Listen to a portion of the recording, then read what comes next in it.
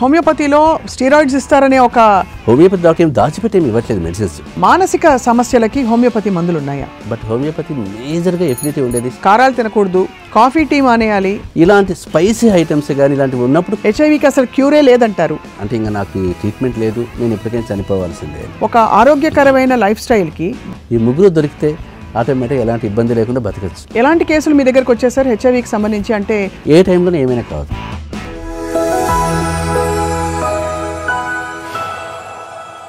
ఇది కేవలం సమాచారంగా మాత్రమే భావించండి. వైద్య నిపుణులను సంప్రదించండి. అందరికీ నమస్కారం. Welcome to Sakshi life. వైద్య విధానాలు చాలా తెలుసు మనకి. అలోపతి చాలా ప్రాచుర్యంలో ఉన్న వైద్య విధానం అయినప్పటికీ కొన్ని చాలా మొండి సమస్యలకి సమాధానం చెప్తుంది ఎవరు అంటే హోమియోపతి వైద్య విధానం. అండ్ హోమియోపతి వైద్యులు చాలా చక్కటి పరిష్కారాలతో చాలామందికి సేవ చేస్తున్నారు ప్రపంచవ్యాప్తంగా. ఇవాళ మనం ఈ అరుదైన అంటే అతి చిన్న మోతాదులో తీసుకునే మందు వల్ల ఎంత గొప్ప ఫలితాలు శరీరంలో చూస్తున్నాం అనే అంశంపై మాట్లాడబోతున్నాం. డాక్టర్ మధు వారణాసి గారు ప్రముఖ హోమియోపతి వైద్య నిపుణులు. 30 సంవత్సరాలుగా వారు చేసిన ప్రాక్టీస్లో ఎంతోమందికి ఎన్నో రకాల దీర్ఘకాలిక వ్యాధుల నుంచి కూడా ఉపశమనం కలిగించారు. And for example cancer, HIV and autism లాంటి క్లిష్టమైన సమస్యలకు కూడా కొంతవరకు పరిష్కారం చూపించారు. వారితో మాట్లాడబోతున్నాం ఆల్ అబౌట్ హోమియోపతి. సార్ నమస్కారం. Thank you so much for coming to Sakshi studio. Sir homeopathy వైద్య విధానంలో ఫస్ట్ అందరికీ వచ్చే ప్రశ్న, అంత చిన్న మందు వేస్తే ఇంత పెద్ద శరీరంలో ఎలా పనిచేస్తుందని చెప్పి, ఆ మందులో ఏముంటుంది సార్? యాక్చువల్లీ హోమియోపతి ప్రిన్సిపల్ కూడా దానిపైన డిపెండ్ అవుతుంది మీకు. అంటే హోమియోపతి డాక్టర్ బేసిక్గా అతను అలోపతి డాక్టర్, ఫౌండర్, ఎండి చేశారు అలోపతిలో. ఆ సిస్టంలో ఉన్న ప్రాబ్లమ్స్ అతను చూసిన తర్వాత అంటే ఆ సిస్టంలో ఉండే సైడ్ ఎఫెక్ట్స్ కావచ్చు కొన్ని దాని అంత ఎందుకు అతనికి నచ్చలేదు. ఆ ప్రాక్టీస్ చేయడమే నచ్చకపోవడం వల్ల దానికి ఏదైనా కొత్త సిస్టానికి అనిపించాలి. అది కూడా మీకైతే ర్యాపిడ్గా రిలీఫ్ ఉండాలి, మెడిసినల్ ఇన్వేజివ్ ట్రీట్మెంట్ లాగా ఉండాలి, ఈవెన్ మెడిసినల్ ఎఫెక్ట్స్ కూడా మీకు చాలా తక్కువ ఉండాలి, ఎలాంటి సైడ్ ఎఫెక్ట్స్ లేకుండా ఉండాలి అని చెప్పేసి అతను దానిపైన రీసెర్చ్ చేశారు. రైట్. అలా రీసెర్చ్ చేసినప్పుడు మీకు హోమియోపతి మనకి పవర్ ఎలా తీసుకుని చాలా మైన్యూట్ డోసెస్తో తీసుకున్నారు. మీకు మైన్యూట్ డోసెస్ తీసుకున్నప్పుడు మీకు దాని ఎఫెక్ట్స్ చాలా తక్కువగా ఉంటాయి బయట. అందువల్ల మీకు ఆ మైన్యూట్ ఎఫెక్ట్స్ ఎలా ఉంటాయి అంటే ఇప్పుడు జస్ట్ మనకు నానో టెక్నాలజీ అనుకోండి హోమియోపతి నిజం చెప్పాలంటే. సో నానో టెక్నాలజీ పైన మన బేస్ అయిన హోమియోపతి కూడా అలాంటిగానే ఉంటుంది. ఇప్పుడు వ్యాక్సినేషన్స్ కూడా అదే ఫామ్లో వాడుతుంటారు మీకు.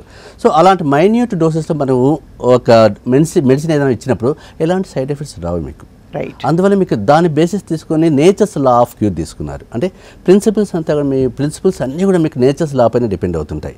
నేచర్కి ఆపోజిట్గా పోవడం అనేది హోమియోపతి చాలా తక్కువ, రేర్ అకేషన్స్ ఎప్పుడు కూడా. ఎందుకంటే నేచర్కి ఆపోజిట్గా పోవాలి, పేషెంట్కి ఆపోజిట్గా ఇవ్వాలి అనేది ఏమి ఉండదు మీకు. సిమిలియా సిమిలిబస్ క్యూర్ అంటారు, లైక్ క్యూర్స్ లైక్స్ అనమాట.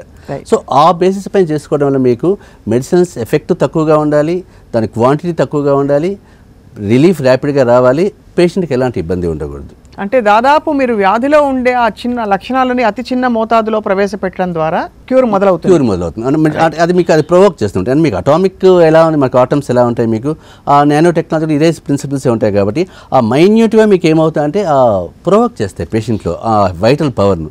చేసినప్పుడు ఆటోమేటిక్గా పేషెంట్ రిలీఫ్ స్టార్ట్ అయిపోతుంది. రెండోది హోమియోపతి మందులు ఎప్పుడు తీయగా ఉంటాయి అండ్ ఎప్పుడు కూడా కొంత ఆల్కహాల్లో ముంచి ఉంటాయి. దానికి కారణం ఏంటి సార్? అంటే మీకు హోమియోపతి మందులు తీయగా ఉంటాయంటే మీకు జస్ట్ దాని ప్రిపరేషన్ అది అనమాట. అది అంటే పేషెంట్స్కు చెప్పాను కదా, పేషెంట్కి ఎలాంటి ఇబ్బంది ఉండకూడదు వేసుకునే దానికి కూడా మీకు ఆ వేలో చూసుకున్నారు. ఫస్ట్ ఆఫ్ ఆల్ చిన్నపిల్లల దగ్గర నుంచి పెద్దవాళ్ళ వరకు కూడా ఎలాంటి ఇబ్బంది లేకుండా వేసుకోవాలి. అంటే మెడిసిన్ వేస్తున్నాము అంటే మీకు అమ్మో నా చేత కాదు అని పిల్లలు అనకూడదు, హ్యాపీగా వేసేసుకోవాలి. సో అది మీకు సూక్రోత మీకు చేయడం వల్ల మీకు ఆ తీయదనం వస్తుంది. ఆ తీయదనం మనకి ఎలాంటి ఎఫెక్ట్ ఇవ్వదు. చాలామంది పేషెంట్స్కి ఈ డయాబెటీస్ వాళ్ళు మాకు తీయగా ఉంటాయి కదా వేసుకోలేమో అనుకుంటుంటారు, కానీ దాని ఇన్ఫ్లుయెన్స్ దానికి ఏమి ఉండదు మీకు. ఆల్కహాల్ అంటారు, ఇది మనం తాగే ఇథైల్ ఆల్కహాల్ కాదు, ఇది మెడికేటెడ్ ఆల్కహాల్ అనమాట, న్యూట్రల్ ఆల్కహాల్స్. దీంట్లో మీకు ఎలాంటి ఇవేమి ఉండవు మీకు. దీనికి మీకు ఆ కాంపోజిషన్లో మనకి ఎలాంటి 0% కాబట్టి ఆల్కహాల్ కంటెంట్ అది ఓన్లీ సేఫ్ జోన్ అంతే. మీకు ఆల్కహాల్ అనేది ఒక న్యూట్రల్ ఏజెంట్ లాగా పనిచేస్తుంది అంతే. దాంట్లో కలిపే మెడిసిన్ ఇంపార్టెంట్ అవుతుంది మీకు. కాంపోజిషన్ ఆల్కహాల్ ఉన్నా కూడా దాని ప్రిజర్వేషన్ కావచ్చు, దాని ఎఫెక్ట్ కావచ్చు, ఆ మెడిసిన్ పవర్ మీకు ఇంక్రీజ్ కావడానికి వాడే న్యూట్రల్ ఏజెంట్ అంతే అది. అంతేగాని మనం రెగ్యులర్గా తీసిన ఆల్కహాల్కి సంబంధం లేదు. చాలా గొప్ప క్లారిఫికేషన్ ఇచ్చారు సార్. అలాగే మూడో ప్రశ్న, హోమియోపతికి సంబంధించి ప్రపంచవ్యాప్తంగా రీసెర్చ్ అండ్ అడ్వాన్స్మెంట్ ఉంటుందా సార్? బికాస్ అరుదుగా వింటూ ఉంటాం మనం కొత్త వ్యాధులకి లేదు ఉన్న వ్యాధులకే కొత్త పరిష్కారాలు హోమియోపతిలో ఉన్నాయని సడన్గా మనకి తెలుస్తుంది కానీ మీ వంటి వారు వైద్యం చేసినప్పుడు. But is research happening?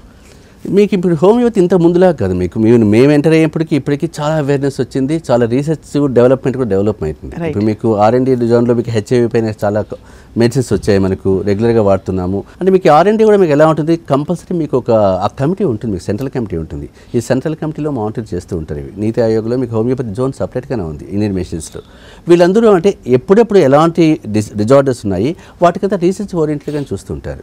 అంటే కొత్త మెడిసిన్స్ రావచ్చు, వచ్చే ఛాన్సెస్ ఉంటాయి. ప్లస్ అంటే మీకు ఇప్పుడు ప్రజెంట్ ఉన్న మెడిసిన్స్నే మీరు ఏమంటే ఏ వేలో అవి మనకి దాని ఇన్ఫ్లుయెన్స్ ఉంటుందో కూడా చూస్తూ ఉంటారు. అందువల్ల మీకు ఈ రీసెర్చ్ జోన్ ఎప్పుడు కూడా యాక్టివ్గానే ఉంటుంది.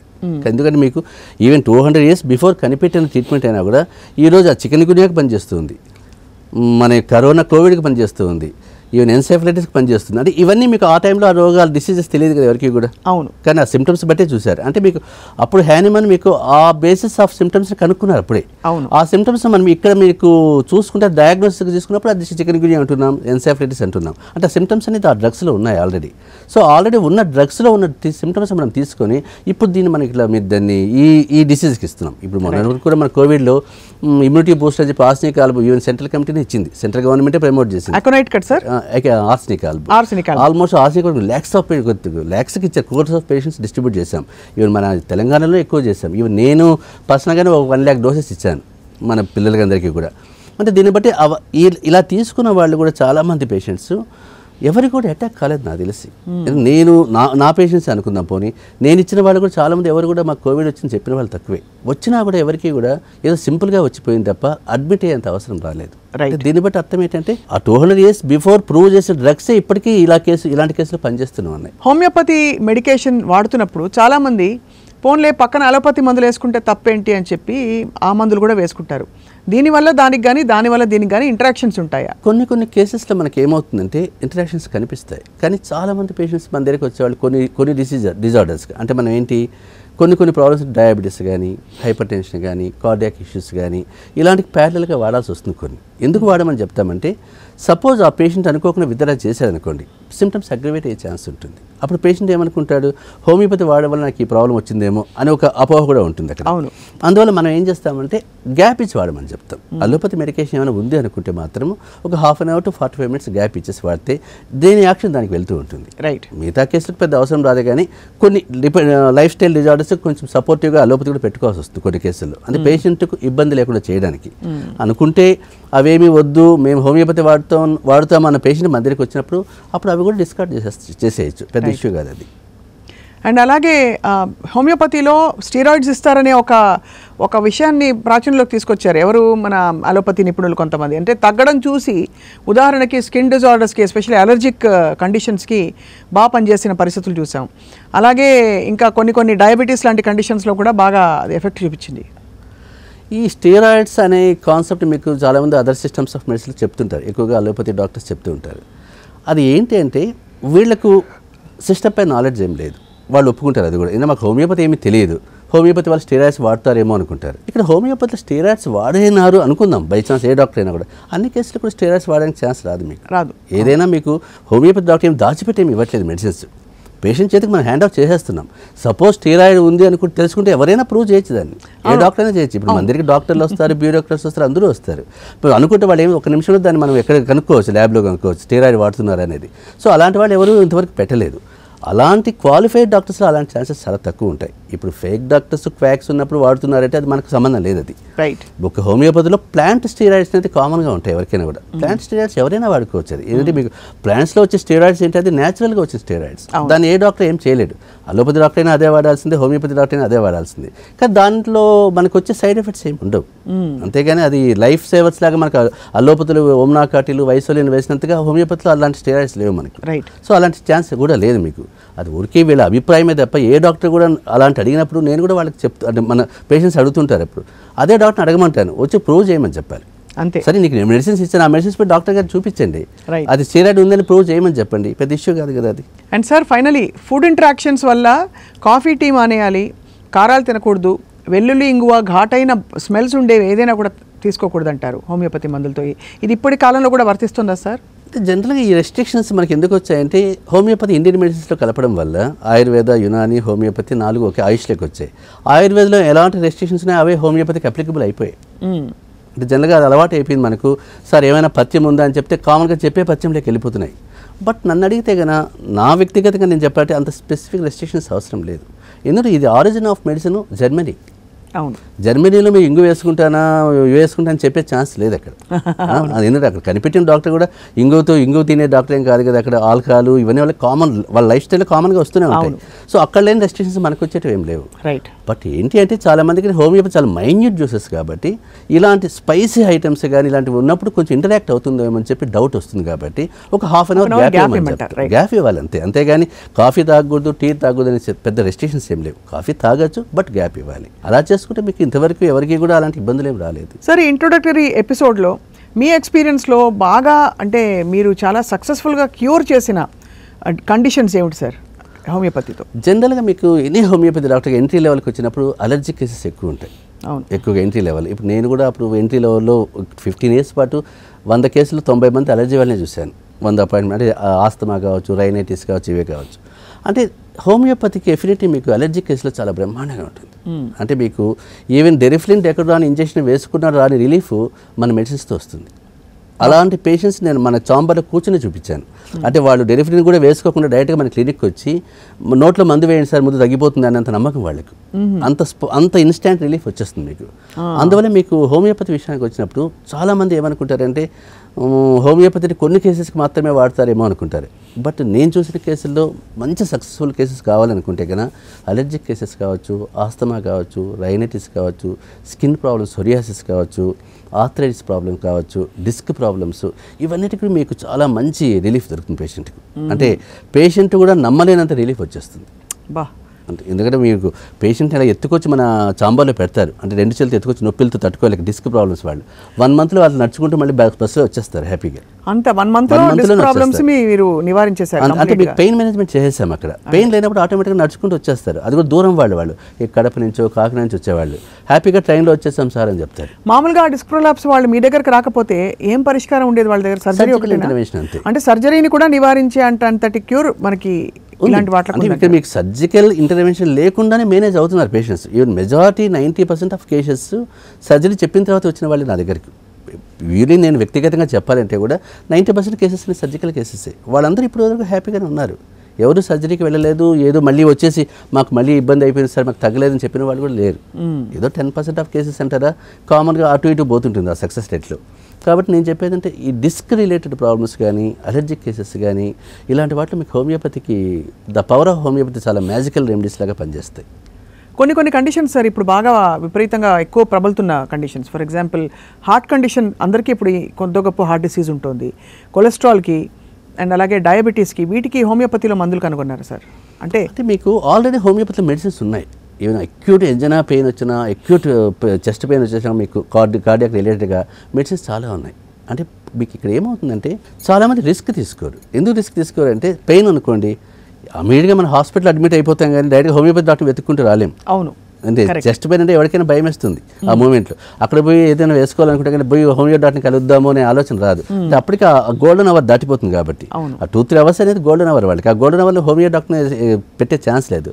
బట్ మనకు బై ఛాన్స్ అలాంటి వాళ్ళు తగిలినా కూడా మీకు హోమియోపతిలో కరెక్ట్ రెమెడీస్ ఉన్నాయి. కానీ ఇక్కడ మీకు సెలెక్షన్ ఆఫ్ డ్రగ్ చాలా ఇంపార్టెంట్. అది అంటే అందుకోసం మీకు సెలెక్షన్ ఆఫ్ డాక్టర్ కూడా చాలా ఇంపార్టెంట్. అవును, ఎందుకంటే సరైన డాక్టర్ని ఎంచుకోవాలి. ఇది రోగాన్ని బట్టి కాదు, రోగికి ఇచ్చే మందు కాబట్టి. అక్యూట్ ఎమర్జెన్సీ అది, పేషెంట్ చనిపోయే ఛాన్సెస్ వచ్చే ఛాన్సెస్ అవి. అది సరైన డాక్టర్ని వాళ్ళు సెలెక్ట్ చేసుకోలేదు అనుకోండి, ఏదో పోయి హోమియోపతిలో వేసేసుకున్నా నేను చనిపోయానని చెప్పి బ్లేమ్ చేయడమే తప్ప. బట్ సరైన డాక్టర్ దగ్గరికి వెళ్తే కన్నా తప్పనిసరిగా పరిష్కారం ఉంటుంది. రైట్ సార్, మీరు సాల్వ్ చేసిన కేసులు 1-2 కొంచెం acute condition whatever it may be మీ దగ్గరకు వచ్చి వాళ్ళు వెంటనే అంటే ప్రాణాలతో బయటపడడమో ఇమీడియట్ రిలీఫ్ రావడం 1-2 చెప్పండి సార్. జనరల్గా నేను చూసిన కేసులు మీకు ఎంట్రీ లెవెల్లో అలర్జీ కేసెస్ తీసేసుకోండి, అది కామన్గా జరిగేవి ఎక్కడైనా కూడా. బట్ మేజర్గా మనం చూసిన కేసుల్లో డిస్క్ ప్రొలాప్స్ కావచ్చు, డిస్క్ బల్జ్ కావచ్చు, ఇవన్నీ ఎలా ఉంటాయంటే పేషెంట్ ఏ మూమెంట్ కూడా చేయలేడు, రెస్ట్రిక్టెడ్ మూమెంట్స్, అసలు నడవలేడు పేషెంట్. అలాంటి పేషెంట్స్ కూడా మనకు 4 తీసుకొచ్చి మన హాస్పిటల్ చాంబాలో పడుకోబెట్టిన తర్వాత ఆ కండిషన్ ఎలా ఉంటుందో అని ప్యానిక్గా ఉంటుంది పేషెంట్కి కూడా. అంటే ఇంకా నేను ఏ పని చేయలేను డాక్టర్ గారు, మన పడిపోయాను సడన్గా అనే వస్తుంటారు. వాళ్ళకి సర్జరీ చెప్పింటారు బల్జ్ కాబట్టి మీరు సర్జరీ చేసుకోండి అని. అలాంటి కేసులో మీకు హోమియోపతి ఒక 1 month 1.5 month వాడిన తర్వాత జనరల్గా 30 daysలో తెలిసిపోతుంది మనకు. 30 days తర్వాత పెయిన్ మేనేజ్మెంట్ చాలా బాగా అయిపోతుంది. అవును, అంటే ఆ పేషెంట్ కూడా మీకు ఏంటంటే నమ్మలేడు, అంటే నేను ఈ స్టేజ్కి వస్తాను ఆ పేషెంటే నమ్మలేరు, ఈవెన్ మనం కూడా నమ్మలేం. ఎందుకంటే మనకు అంతమంది పేషెంట్స్లో నేను మీకు మీ దగ్గరికి ఎలా వచ్చానో డాక్టర్ గారు మీకు నమ్మలేరు నేను అని మనల్నే అడుగుతాడు, అంటే మర్చిపోయాం కాబట్టి ఆ పేషెంట్స్ వల్ల. సో అలాంటి స్టేజ్లో నేను మళ్ళీ ఈరోజు మీ ముందు నిలబడ్డాను, ప్రశాంతంగా వచ్చాను అన్న కేసులు నేను 100 కేసులు చూశాను సర్జికల్ అవి. సో అది నిజంగా హోమియోపతి ఒక మ్యాజిక్ అని చెప్పచ్చు. అదొకటి చూసొచ్చు. అలర్జీస్లో కూడా మీకు చూడడానికి అలర్జీ అనేది చిన్న పదమే కానీ పేషెంట్ చాలా సఫర్ అవుతాడు. లోపల అసలు ఎప్పుడు ఒకలాంటి 200 తుమ్ములు తుమ్మే వాళ్ళు ఉంటారు, ఒక 5 ఖర్చులు దగ్గర పెట్టుకొని కారిపోతుంటాయి వాళ్ళకు. అలాంటి పేషెంట్స్ ఉంటారు. వీళ్ళకి నిజంగా రిలీఫ్ ఇస్తే వాళ్ళకి చాలా హ్యాపీగా ఉంటుంది. అంటే వాళ్ళు రొటీన్ లైఫ్ డిస్టర్బెన్స్ అయిపోతుంది ఆటోమేటిక్గా. రోజు మొద్దుకు లేస్తూనే కారుతూనే ఉంటుంది ముక్కంతా అంటే ఇంకా ఆలోచించండి. అలాంటి కేసులు కావచ్చు. ఆస్థమాటిక్ కేసెస్ అంటే ఆస్థమాటిక్లో మీకు పేషెంట్ ఒక రకమైన ప్యానిక్ కండిషన్ అది, అంటే ఇంకా గ్రాస్పింగ్ ఫర్ బ్రెత్ కదా, చనిపోతాను అనే స్టేజ్లో వచ్చేవాళ్ళు వీళ్ళంతా కూడా. ఇవి చూడడానికి ఆస్తమానే కదా అలర్జీనే కదా అనిపిస్తుంది మనకు, బట్ ఈ పేషెంట్ చాలా సఫర్ అవుతారు. ఇలాంటి కేసుల్లో మీకు అవి నేను నిజంగా అయితే లక్షలాది ల్యాక్స్ ఆఫ్ కేసెస్ చూశాను నా పేషెంట్స్లో. సో వీళ్ళకు ఈవెన్ నాకు వచ్చిన రిప్యుటేషన్ కూడా దానివల్లే నిజం చెప్పాలంటే. సో అలాంటి కేసులో కూడా మీకు హోమియోపతిలో సరైన డ్రగ్ పడితే కన్నా వితిన్ 1 అవర్లో పేషెంట్ రిలాక్స్ అయిపోతాడు, వెళ్ళిపోయి ప్రశాంతంగా ఇంటికి వెళ్ళిపోతాడు. అంటే ఈవెన్ నేను ఎందుకు చెప్తానంటే మన పేషెంట్స్ చాలామంది కూడా 90% ఆఫ్ పేషెంట్స్ డెలిఫిన్ డెక్టర్ని కూడా వేసుకోకుండా డైరెక్ట్గా మన క్లినిక్ అర్ధరాత్రి పుట్టు కొట్టిన వాళ్ళు చాలామంది అన్నారు. అంటే బాగా సివియర్ అటాక్ అయ్యి సివియర్ అంటే 12 o'clock ఎప్పుడు మనకి అల్లోపతి డాక్టర్ దగ్గరికి వెళ్తారు కానీ హోమియో డాక్టర్ని 12 o'clock డోర్ కొట్టేవాడు ఎవరు ఉండరు మిడ్ నైట్. బట్ నా క్లినిక్స్లో నేను భరత్నగర్లో ఉన్నప్పుడు 12 to 1 అప్పుడు నా పేషెంట్స్ నాకు వచ్చేవాళ్ళు, సార్ సివియర్ ఆస్తమా వచ్చింది మాకు మెడిసిన్ ఇవ్వండి అంటే. అంత నమ్మకం హోమియోపతి ఉండేది పేషెంట్స్. సో ఆ పఫ్ అది లేకుండా కూడా మీరు క్యూర్ చేస్తారా సార్? పఫ్ అవసరం లేదు, చెప్పాను కదా మీకు 12 to 1 అప్పుడు సివియర్ అక్యూట్ అటాక్స్ అవి. అసలు పేషెంట్ మనమే భయపడిపోతాం చూస్తుంటే. అలాంటి పేషెంట్స్ కూడా మనకు మెడిసిన్ వేసిన ఒక 10 నిమిషాలు రిలాక్స్ అయిపోతారు. మరి అక్కడేం స్టీరాయిడ్స్ ఏమి ఇవ్వలేదు కదా, మనం ఇంజెక్షన్స్ ఇవ్వలేదు, స్టీరాయిడ్స్ ఇవ్వలేదు, నోట్లో ఇన్హేలర్స్ ఇవ్వలేదు, జస్ట్ హోమియోపతిక్ పిల్సే ఇచ్చాం అంతే. సో అందువల్ల దాని పవర్ ఆఫ్ హోమియోపతి నిజంగా చూసేవాడికి అర్థమవుతుంది, చూపించుకునే వాడికి అర్థమవుతుంది. అంటే ఇది కొంత నమ్మకంతో కూడిన, అంటే ఏ బంద్ అయినా నమ్మకం, కానీ కొంచెం మిగతా వైద్య విధానాల్లో కంటే కూడా ఇక్కడ మనకి గురి కలగాలి, కుదరాలి, డాక్టర్ మనని అర్థం చేసుకున్నారనే నమ్మకం మనకి. ఎందుకంటే ఇది ఒక్కొక్క డాక్టర్కి తేడా ఉంటుంది కదా సార్. ఉంటుంది. మీకు ఆ డాక్టర్ పైన నమ్మకం లేకపోతే ఏ ట్రీట్మెంట్ పనిచేయదు. ఎందుకంటే మనకి ఏ సిస్టమ్ అయినా అంతే కదా, మనకు డాక్టర్ పైన నమ్మకం లేకపోతే ఆ డాక్టర్కి మనం వెళ్ళాం ఫస్ట్ ఆఫ్ ఆల్. సో మన దగ్గరికి వచ్చి డాక్టర్ పైన నన్ను మీరు బతికించండి సార్ అన్నప్పుడు అర్థమైపోతుంది. సో అలాంటి రిలీఫ్ మనకు ఆటోమేటిక్గా వస్తుంది. అంటే మీకు ఆ కాన్ఫిడెన్స్ లెవెల్స్ కూడా పేషెంట్ కూడా ఉండాలి కాబట్టి. అంటే మన మందు వేసుకున్న ఇప్పుడు ఆల్కహాల్ నాకు తగ్గించుకోవాలంది సార్, నాకు మందులు ఇవ్వని అడుగుతారు చాలామంది డీఎడిక్షన్లలో. మందు మనం ఇచ్చిన తర్వాత నేను పోయి తాగుతానంటే మనం ఏం చేయలేం. నేను తాగకూడదు అనుకుని ఆ విల్ పవర్ మన దగ్గరికి రావాలి. మందు వేసేసుకుని నేను మళ్ళీ పోయి తాగుతాను సరే అంటే మనం ఏం చేయగలుగుతాం. అలాంటి కేసులు పనికిరావు కాబట్టి పేషెంట్కు డాక్టర్ పైన నమ్మకం ఉన్నప్పుడు ఇంక ట్రీట్మెంట్ పార్ట్ ఈజీ అయిపోతుంది ఎప్పుడు కూడా. చాలా కీలకమైన ప్రశ్న డాక్టర్ గారు. ఈ ఇంట్రొడక్టరీ సెగ్మెంట్ ముగించే ముందు మానసిక సమస్యలకి హోమియోపతి మందులు ఉన్నాయా? కానీ హోమియోపతి చాలామందికి తెలియంది అంటే సైకియాట్రిక్ కేసు హోమియోపతి పెద్దగా ఏం పని చేస్తుంది అనుకుంటారు. బట్ హోమియోపతి మేజర్గా ఎఫినిటీ ఉండేది సైకియాట్రిక్ కేసెస్ పైన, మెంటల్ సిమ్టమ్స్ పైన. అంటే మీకు హోమియోలో డ్రగ్లో ఏదైనా మీరు ఓపెన్ చేసినప్పుడు homeopathy material medica mind symptoms ఎక్కువ చెప్తారు వాళ్ళు. ఫస్ట్ మైండ్ సిమ్టమ్స్ ఉంటాయి, ఫియర్, ఇలాంటివన్నీ ఉంటాయి, ఫియర్ ఆఫ్ డెత్, చనిపోయిన తర్వాత వచ్చిన కంప్లైంట్స్ ఇవి, డిప్రెసివ్ యాటిట్యూడ్, రెస్ట్లెస్నెస్, ఎక్కడ కూర్చోలేకపోతున్నాను, మాట్లాడలేకపోతున్నాను, ఇవన్నీ సిమ్టమ్స్ హోమియోపతి ప్రతి డ్రగ్లో ఉంటాయి, చాలా డ్రగ్స్లో ఉంటాయి. అంటే మీకు బేసిక్గా హోమియోపతి మెంటల్ సిమ్టమ్స్ పైన బేస్ అయింది కాబట్టి అలాంటి కేసుల్లో మనకు డిప్రెషన్ కావచ్చు, యాంగ్జైటీ న్యూరోసిస్ కావచ్చు, ఓఎస్టీ కావచ్చు, మనం రెగ్యులర్గా చూసే ఓసీడీ కావచ్చు, తర్వాత స్కిజోఫ్రెనియా కావచ్చు, ఇవన్నీ కూడా చాలా బాగా రెస్పాండ్ అవుతాయి. సో మీకు పేషెంట్కి కన్నా మీకు సెడేషన్ లేకుండా హోమియోపతిలో ఉన్న అడ్వాంటేజ్ అంటే సెడేటివ్స్ కాదు ఇవి. ఇప్పుడు మనకి వేరే సిస్టమ్స్ వెళ్ళినప్పుడు సెడేటివ్స్ ఇచ్చేసి నిద్రపోతారు పేషెంట్, సైకియాట్రిక్ కేసెస్ చాలా కండిషన్స్లో. కానీ ఇక్కడ మనకు ఆ ఛాన్స్ ఉండదు మీకు. సో పాజిటివ్గా మనకు ఆ కెమికల్ సీక్రెషన్స్ హార్మోనియస్గా రియాక్ట్ అవుతుంది. అంటే మనం ప్రొవోక్ చేస్తున్నాం అక్కడ. అలాంటప్పుడు మీకు సైకియాట్రిక్ జోన్లో మీకు హోమియోపతి సరిగా వాడితే కన్నా పేషెంట్కి చాలా రిలీఫ్ ఉంటుంది, పెద్దగా భయపడాల్సిన అవసరం లేదు. And finally sir, allopathic test ఏవైతే ఉంటాయో, అంటే అలోపతిలో చెప్పే టెస్ట్లు, ఎందుకంటే హోమియోపతిలో మనకు తెలిసి బ్లడ్ వర్క్ ఇవన్నీ చేయరు కదా సార్, చేస్తారు. అయితే అన్ని టెస్ట్లు మీరు ఈ టెస్ట్లు అనేవి యూనివర్సల్, అంటే టెస్ట్ అనేది ఓన్లీ డయాగ్నోసిస్ కోసమే. అది హోమియోపతి అయినా, అల్లోపతి అయినా, ఆయుర్వేదం తప్పదు ఏ డాక్టర్కైనా కూడా. ఇప్పుడు మా క్లినిక్లో నాకు రెండు ల్యాబ్స్ ఉంటాయి, అపోలో ఒకటి ఉంటుంది, లెక్కిత 2 ఉంటాయి మా దగ్గర. సో ప్రతి ఒక్కరికి టెస్ట్ కంపల్సరీ, అంటే రిక్వైర్మెంట్ ఉన్న వాళ్ళకి. ఇప్పుడు మనం చూసే వాళ్ళకి అవసరాన్ని బట్టి టెస్ట్ రాస్తాం. టెస్ట్ వల్ల మనకి ఏంటంటే ప్రోగ్నోసిస్ తెలుస్తుంది, అంటే ఆ పెథలాజికల్ కండిషన్ ఏంటో అర్థమవుతుంది. ఇప్పుడు మీకు టెస్ట్ తెలియదు అనుకోండి, డిస్క్ ప్రాబ్లమ్స్తో మన పేషెంట్ వచ్చాడు అనుకుందాం, అసలు డిస్క్ బల్జ్ అయ్యింది, ప్రొట్రూజన్ అయ్యింది, లోపల ఎంతవరకు వెళ్ళిందా మనకి ఎంఆర్ఐ చూస్తే కానీ అర్థం కాదు. ఎంఆర్ఐ చూడు కూడా బ్లైండ్గా ఇచ్చామనుకోండి, రేపు ఆ పేషెంట్కి ఏమైనా కావచ్చు.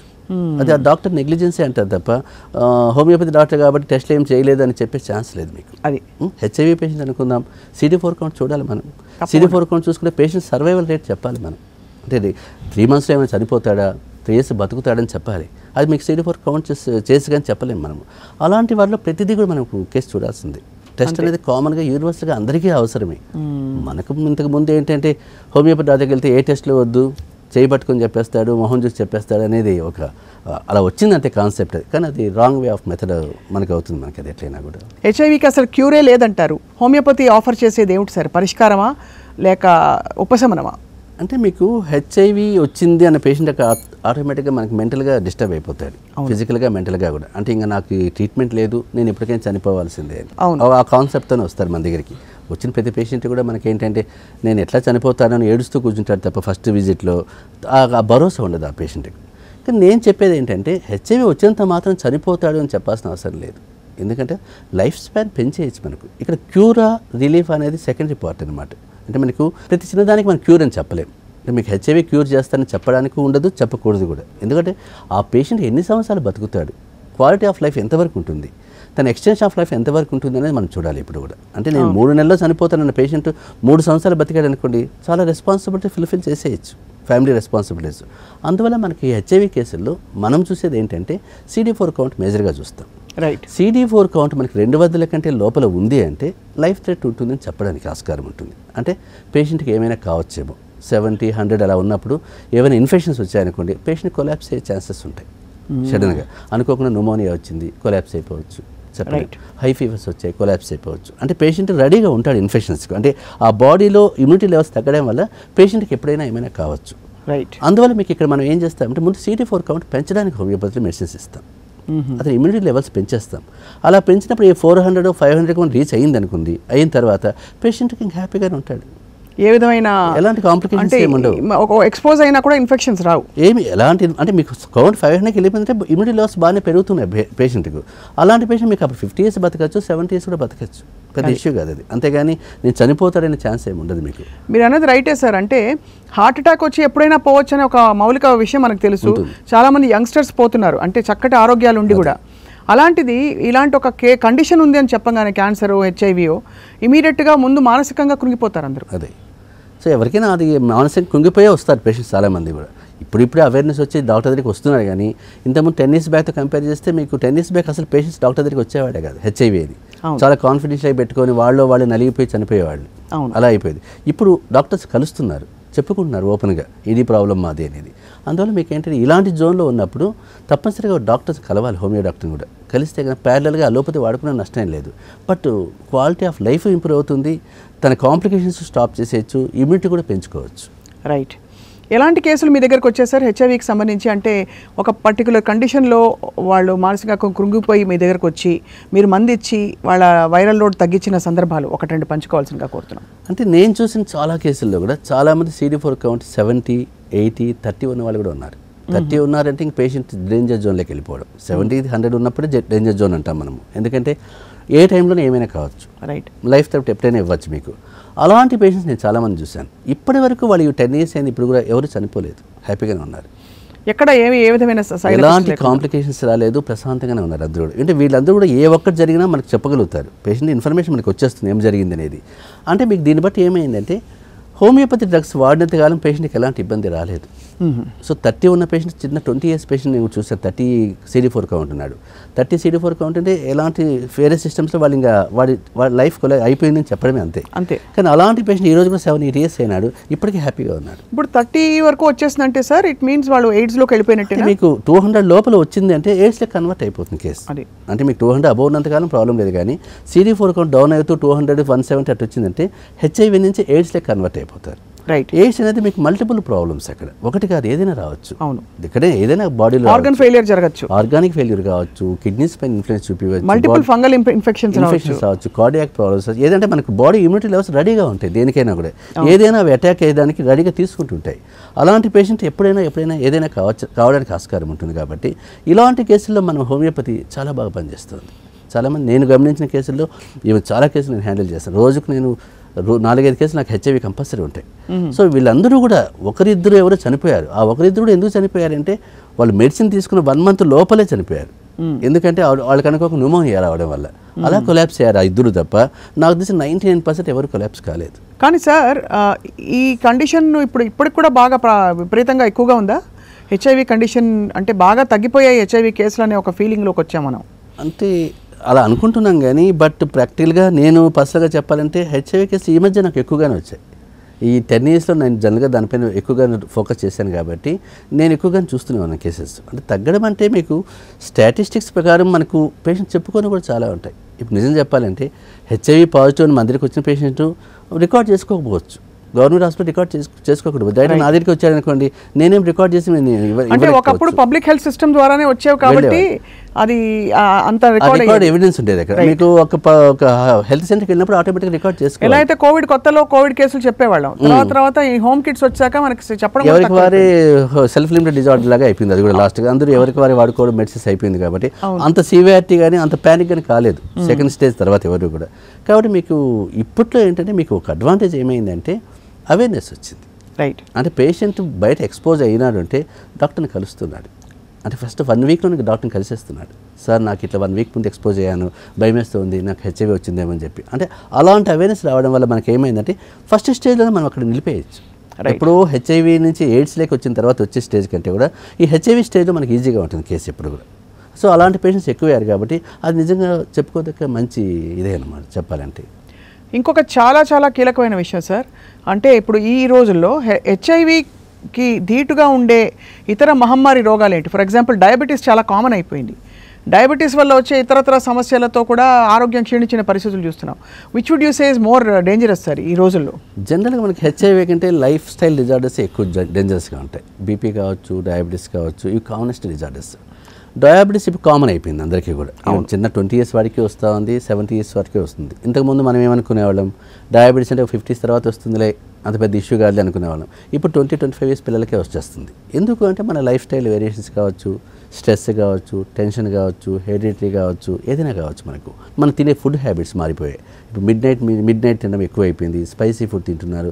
ఇవన్నీ కూడా ఆటోమేటిక్గా డయాబెటీస్ రావడానికి ఆస్కారం ఉంటుంది. అవును. కానీ ఇక్కడ ఏమైంది చాలామంది అంటే హోమియోపతిలో కూడా డయాబెటీస్ తగ్గిపోతుందా అని అడిగేవాళ్ళు చాలామంది ఉన్నారు, ఇక్కడ క్యూర్ అవుతుందా అనేది. కానీ నేను చెప్పేది ఏమంటే ఇవి లైఫ్ స్టైల్ మోడిఫికేషన్స్. ఇవన్నీ కూడా మనం మోడిఫికేషన్స్ చేసుకోనంతకాలం ఏ ట్రీట్మెంట్ పైన పెద్ద ఫోకస్ ఉండదు.